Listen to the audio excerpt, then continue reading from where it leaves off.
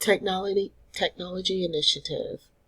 Now that every student has an electronic device, Chromebook, technology should be integrated into math classes.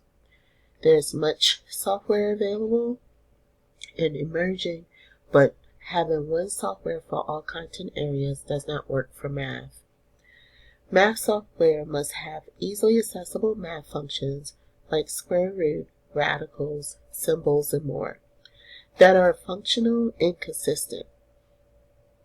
The Technology Initiative Committee will research software and decide which software should be incorporated for grades 6, 7, and 8.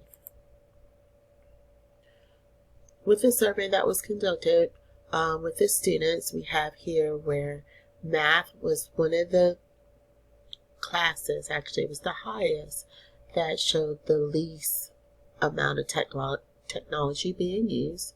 And then here's some other technologies, software that students were familiar with using. The Technology Initiative Committee had researched some software that might be possible to use for math.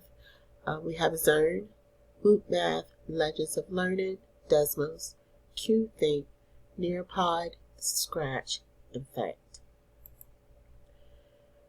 After researching those websites, we decided to go ahead and look more further and deeply to WhoopMath. WhoopMath has several categories where they have the teacher-led, the self-paced, and the peer-to-peer.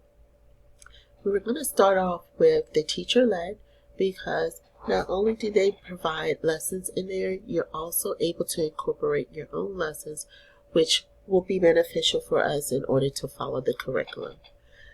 The teacher-led gives us instant data.